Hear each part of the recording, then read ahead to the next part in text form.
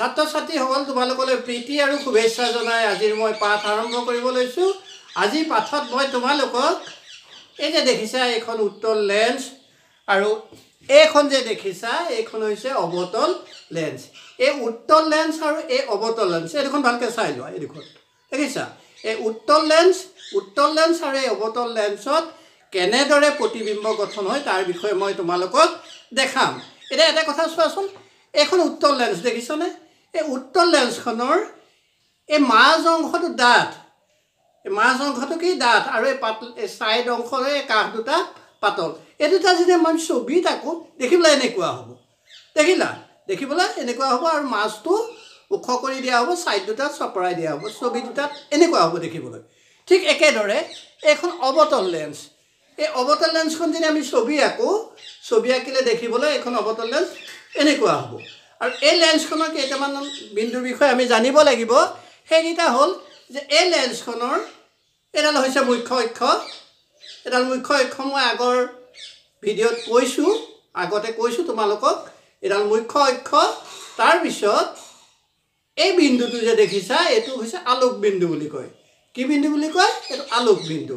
আৰু এই আলোক বিন্দু এইটো হৈছে ফ'কাছ বিন্দু, এইটো হৈছে চেণ্টাৰ অফ কাৰ্ভেচাৰ অৰ্থাৎ ভাজ ব্যাসাৰ্ধ বা ভাজ কেন্দ্ৰ এইটো। আৰু ইয়াৰ প্ৰতি দুইখন লেন্সৰ ক্ষেত্ৰত কি হৈছে যে এই লেন্সখনৰ ক্ষেত্ৰত ইয়াৰ ভাজ কেন্দ্ৰটো এইফালে আছে, আকৌ এইখনৰ এইফালে আছে। ঠিক একেদৰে ফ'কাছ বিন্দু তেনেদৰে আছে। তাৰমানে আমি দুটা ভাজ কেন্দ্ৰ আৰু দুটা ফ'কাছ বিন্দু পাইছোঁ। ঠিক একেদৰে এই অৱতল লেন্সখনৰ ক্ষেত্ৰতো সেই একেখিনি। আমি এই বিন্দুকেইটাৰ বিষয়ে আমি প্ৰথমতে জানি ল'ব লাগিব। জনাৰ পিছত আমি কি কৰিম, ইয়াত প্ৰতিবিম্ব কেনেদৰে গঠিত হয় তাৰ বিষয়ে জানিবলৈ আমাৰ সহজ হ'ব। ছাত্ৰ ছাত্ৰীসকল, তোমালোকে লেন্সৰ প্ৰতিবিম্ব কেনেদৰে গঠন হয় তাৰ বিষয়ে জনাৰ আগে কেইটামান কথা জানিব লাগিব।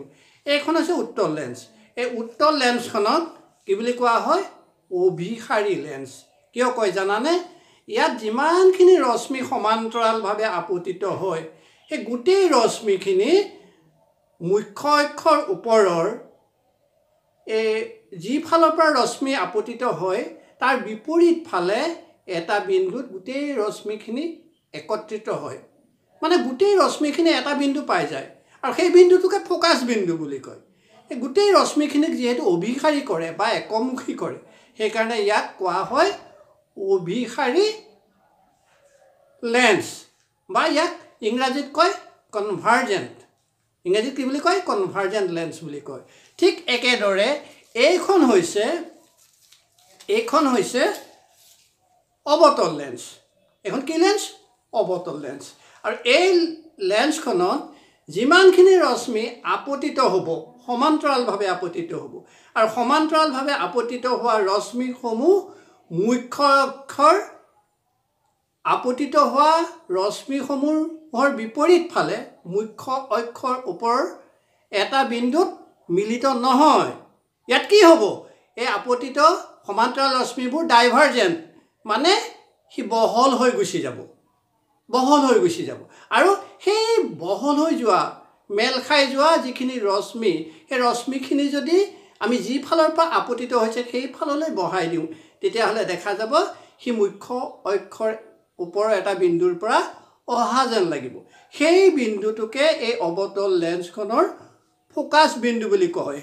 আৰু এই অৱতল লেন্সত তোমালোকে জানাই দুইফালে দুটা ফ'কাছ বিন্দু থাকিব, দুইফালে দুটা চেণ্টাৰ অফ কাৰ্ভেচাৰ মানে ভাজ কেন্দ্ৰ থাকিব। এইটো থাকিবই, বা উত্তল লেন্সৰ ক্ষেত্ৰতো একেই। এই কথাখিনি তোমালোকে কিন্তু জানিব লাগিব। ছাত্ৰ ছাত্ৰীসকল, তোমালোকে এটা কথা মনত ৰাখিবা যে যেতিয়া এখন উত্তল লেন্সত ৰশ্মিসমূহ সমান্তৰালভাৱে মুখ্য অক্ষৰ সমান্তৰালভাৱে আপতিত হয় সেই ৰশ্মিসমূহ লেন্সখনৰ অন্যটো দিশত মুখ্য অক্ষৰ ওপৰত এটা বিন্দুত মিলিত হয়। এইটো হৈছে এটা উত্তল লেন্সত পোহৰ ৰশ্মি আপতিত হোৱাৰ এটা নিয়ম। এই নিয়মটো আমি জানিব লাগিব। ঠিক একেদৰে অৱতল লেন্সৰ ক্ষেত্ৰত কি হয় অৱতল লেন্সৰ ক্ষেত্ৰত কি হয় মুখ্য অক্ষৰ সমান্তৰালকৈ যিমানখিনি ৰশ্মি আপতিত হয় সেই আপতিত হোৱা ৰশ্মিসমূহ যিফালে আপতিত হয় তাৰ বিপৰীত ফালে বহল হৈ বা ডাইভাৰ্জেন্ট মেল খাই গুচি যায় আৰু মেল খাই গুচি যোৱা এই ৰশ্মিসমূহ এই যে দেখিছা মই সাইডৰ ৰেখাচিত্ৰত দেখুৱাইছো এনেদৰে যায় মানে আৰু এই ৰশ্মিসমূহ যদি আমি বহাই দিওঁ পিছফাললৈ বহাই দিওঁ তেতিয়া মুখ্য অক্ষৰ ওপৰৰ এটা বিন্দুত একত্ৰিত হয় সেইটোই হৈছে এই অৱতল লেন্সখনৰ ফোকাস বিন্দু হয় সেইখিনি আকৌ এটা কথা মনত ৰাখিবা এই উত্তল লেন্স আৰু অৱতল লেন্সত যেতিয়া কোনো ৰশ্মি আলোক কেন্দ্ৰৰ মাজেদি পাৰ হৈ যায় এই যে দেখিছা এই আলোক কেন্দ্ৰৰ মাজেদি যদি পাৰ হৈ যায় সেই ৰশ্মিয়ে দিশ সলনি নকৰাকৈ একেটা দিশতে পাৰ হৈ যায় সি উত্তল লেন্সৰ ক্ষেত্ৰতো যেটো এই অৱতল লেন্সৰ ক্ষেত্ৰতো একেই সেই মই ৰেখাচিত্ৰত কাষত দেখুৱাইছো যে আলোক কেন্দ্ৰৰ মাজেদি পাৰ হৈ যোৱা যিকোনো ৰশ্মি সেই একে দিশতে পাৰ হৈ গুচি যায় আমি প্ৰতিবিম্ব গঠনৰ বিষয়ে জানিবলৈ এই কথাবোৰ আমি জানিব লাগিব আকৌ এটা কথা তোমালোকে জানিব লাগিব যে উত্তল লেন্সৰ ক্ষেত্ৰত কোনো ৰশ্মি হেলনিয়াকৈ যদি ফোকাসৰ মাজেদি আপতিত হৈ লেন্সত পৰেহি সেই ৰশ্মি প্ৰতিসৰণৰ পিছত ই কি হ'ব প্ৰতিসৰণৰ পিছত মুখ্য অক্ষৰ সমান্তৰালভাৱে ই পাৰ হৈ গুচি যায় ঠিক একেদৰে অৱতল লেন্সৰ ক্ষেত্ৰত যদি সমান্তৰালভাৱে আপতিত হয় সেই ৰশ্মি প্ৰতিসৰণৰ পিছত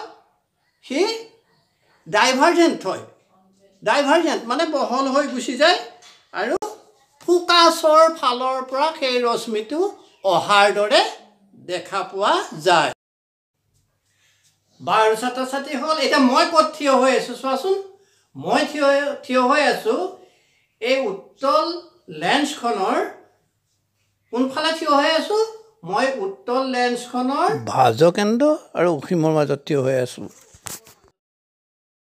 টুৱাইস এফ আৰু অসীমৰ মাজত মই থিয় হৈ আছো আৰু এই উত্তল লেন্সখনে ক'ত প্ৰতিবিম্ব সৃষ্টি কৰিছে চোৱাচোন এয়া দেখিছানে প্ৰতিবিম্বটো সৃষ্টি কৰিছে উত্তল লেন্সখনৰ হিতু পাৰে ভাজকেন্দ্ৰ আৰু ফোকাসৰ মাজত মই যিমান ওখ তাতকৈ সেই প্ৰতিবিম্বটো অকমান সৰু দেখা গৈছে কিন্তু মই যেনেকুৱা তেনেকুৱাই দেখা গৈছে হৈছে আৰু সেই প্ৰতিবিম্বটো সম্পূৰ্ণ ওলটা হৈছে আৰু সৎ প্ৰতিবিম্ব হৈছে অৰ্থাৎ ইয়াৰ পৰা মই এটো ক'ব বিচাৰো যে অসীম আৰু ভাজকেন্দ্ৰৰ মাজত যদি লক্ষ্য বস্তু থাকে উত্তল লেন্সত প্ৰতিবিম্ব ক'ত গঠন হয় ভাজকেন্দ্ৰ আৰু ফোকাসৰ মাজত প্ৰতিবিম্ব সৃষ্টি হয় দেখিলা এতিয়া আকৌ চাবা এতিয়া চোৱাচোন মই ক'ত থিয় হৈ আছো মই থিয় হৈ আছো এই উত্তল লেন্সখনৰ টুৱাইস এফত অৰ্থাৎ ভাজকেন্দ্ৰত মই যেতিয়া ভাজকেন্দ্ৰত থিয় হৈ আছো প্ৰতিবিম্ব ক'ত উৎপন্ন হৈছে প্ৰতিবিম্বটো লেন্সখনৰ হিতু পাৰে ভাজকেন্দ্ৰতে উৎপন্ন হৈছে অৰ্থাৎ টুৱাইস এফত উৎপন্ন হৈছে কেনেকুৱা প্ৰতিবিম্ব উৎপন্ন হৈছে মই যিমান ওখ প্ৰতিবিম্বটো সিমান ওখ অৰ্থাৎ লক্ষ্য বস্তুৰ সমানেই প্ৰতিবিম্ব হৈছে আকাৰটো সম্পূৰ্ণ একেই কিন্তু ওলটা প্ৰতিবিম্বটো কি হৈছে ওলটা প্ৰতিবিম্ব হৈছে অৰ্থাৎ ইয়াৰ পৰা এটো কথা মই ক'ব বিচাৰিছো যে উত্তল লেন্সত যদি লক্ষ্য বস্তু ভাজ ব্যাসাৰ্ধত থাকে অৰ্থাৎ টুৱাইস এফত থাকে প্ৰতিবিম্ব হিতু পাৰে সৎ ওলটা লক্ষ্য বস্তুৰ সমানেই প্ৰতিবিম্ব হিতু পাৰে উৎপন্ন হয় টুৱাইস এফতে উৎপন্ন হয় খালি কি সম্পূৰ্ণ ওলটা হয় দেখিলা এতিয়া চোৱাচোন মই উত্তল লেন্সখনৰ ক'ত থিয় হৈ আছো ফোকাস বিন্দুত থিয় হৈ আছো আৰু মোৰ প্ৰতিবিম্বটো ক'ত গঠিত হৈছে প্ৰতিবিম্বটো বহু দূৰত উৎপন্ন হৈছে আৰু যেটো কাৰণে মই তোমালোকক দেখুৱাব পৰা নাই তাৰমানে মই এটো ক'ব বিচাৰিছো যে উত্তল লেন্সত যদি লক্ষ্য বস্তু ফোকাস বিন্দুত থাকে তেতিয়া প্ৰতিবিম্ব সেই লেন্সখনৰ সিটো পাৰে লক্ষ্যবস্তু থকাৰ বিপৰীত পাৰে ক'ত উৎপন্ন হয় অসীমত উৎপন্ন হয় ই বহু বিবৰ্ধিত আৰু সম্পূৰ্ণ সৎ ওলোটা প্ৰতিবিম্বৰ সৃষ্টি হয় বুজি পালা এতিয়া আকৌ চাবা ৰবা এতিয়া চোৱাচোন ছাত্ৰ ছাত্ৰীসকল মই ক'ত থিয় হৈ আছো মই থিয় হৈ আছো উত্তল লেন্সখনৰ ফোকাছ আৰু লেন্সখনৰ মেৰুবিন্দুৰ মাজত থিয় হৈ আছো এতিয়া কিন্তু মোৰ প্ৰতিবিম্বটো ক'ত থিয় হৈছে ক'ত হৈছে চোৱাচোন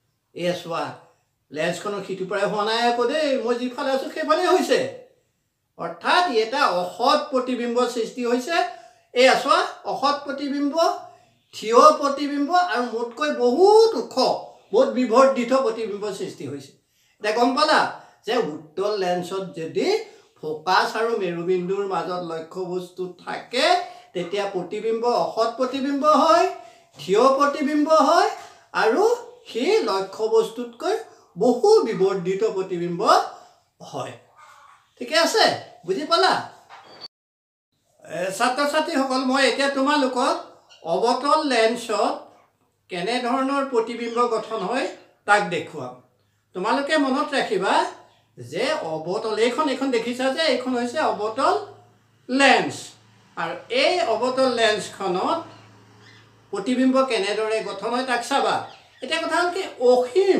অসীম দূৰত্বত যদি লক্ষ্যবস্তু থাকে তেতিয়াহ'লে সদায় মনত ৰাখিবা অৱতল লেন্সত প্ৰতিবিম্ব একদম বিন্দুসম হয় এই এটা বিন্দুসম অসৎ প্ৰতিবিম্ব সৃষ্টি হয় এতিয়া তুমি ৰেখা চিত্ৰটো চোৱাচোন দেখিলা এই তাত কি হয় বিন্দুসম প্ৰতিবিম্ব সৃষ্টি হয় আকৌ লক্ষ্যবস্তুটো যদি অসীম আৰু আলোক বিন্দু মাজত থাকে অসীম দূৰত্ব আৰু আলোক বিন্দুৰ মাজত থাকে তেতিয়া প্ৰতিবিম্ববিলাক সদায় ফোকাছ আৰু আলোক বিন্দুৰ মাজত সৃষ্টি হয় আৰু এই প্ৰতিবিম্বটো সদায় থিয় প্ৰতিবিম্ব হয় অসৎ প্ৰতিবিম্ব হয় দেখিছা নাই লক্ষ্যবস্তু যিফালে আছে প্ৰতিবিম্বও সেইফালে আছে এতিয়া মই লক্ষ্যবস্তু হৈ আছো আৰু মোৰ প্ৰতিবিম্বটো এয়া চোৱা একেফালেই সৃষ্টি হৈছে দেখিলা আৰু য'তেই নাথাকক অসীম দূৰত্ব আৰু আলোক বিন্দুৰ মাজত অৱতল লেন্সত অৰ্থাৎ কনকেভ লেন্সত যদি লক্ষ্যবস্তু থাকে প্ৰতিবিম্ব সদায় ক'ত উৎপন্ন হ'ব বুলি ক'লো ফোকাছ বিন্দু আৰু আলোক কেন্দ্ৰৰ মাজৰ এই অংশটো এই যে আলোক কেন্দ্ৰ বোলা বস্তুটো আমি কি আছিলে উত্তল দাপনৰ ক্ষেত্ৰত পোল বুলি কৈ গৈছোঁ বা মেৰু বুলি কৈ গৈছোঁ মানে সেই একেটা বিন্দু সেই বিন্দুটোৱেই কথা কোৱা হৈছে হ'ব ছাত্ৰ ছাত্ৰীসকলে এটা কথা মনত ৰাখিবা আকৌ উত্তল লেন্সত অসীমত যদি লক্ষ্যবস্তু থাকে তেতিয়া প্ৰতিবিম্ব ফোকাছত বিন্দুসম সৎ প্ৰতিবিম্ব সৃষ্টি হয় এয়া চোৱাচোন ৰেখাচিত্ৰত মই দেখাই দিছোঁ এতিয়া চোৱাচোন মই উত্তল লেন্সখনৰ ক'ত থিয় হৈ আছোঁ মই লেন্সখনৰ ফোকাছ আৰু ভাঁজ কেন্দ্ৰৰ মাজত থিয় হৈ আছোঁ আৰু মোৰ প্ৰতিবিম্বটো ক'ত গঠিত হৈছে প্ৰতিবিম্বটো অসীম আৰু ভাঁজ কেন্দ্ৰৰ মাজত উৎপন্ন হৈছে তাৰমানে মই এইটোকে ক'ব বিচাৰিছোঁ উত্তল লেন্সত যদি লক্ষ্যবস্তু ভাঁজকেন্দ্ৰ আৰু ফোকাছৰ মাজত থাকে তেন্তে প্ৰতিবিম্ব ভাঁজকেন্দ্ৰ আৰু অসীমৰ মাজত উৎপন্ন হয় প্ৰতিবিম্ব ওলোটা বিবৰ্ধিত আৰু লক্ষ্যবস্তুতকৈ ডাঙৰ সৎ প্ৰতিবিম্ব উৎপন্ন হয় বাৰু ছাত্ৰ ছাত্ৰীসকল লেন্সত প্ৰতিবিম্ব গঠন সম্পৰ্কে মই ইমানখিনিয়ে ক'লোঁ তোমালোকে পাঠৰ লগত সংগতি ৰাখি পঢ়িবা তেনেই সহজ পাৰিবা ইয়াৰ পিছতেই মই তোমালোকক লেন্স সমীকৰণ সম্পৰ্কে ক'ম আজিলৈ আহোঁ ধন্যবাদ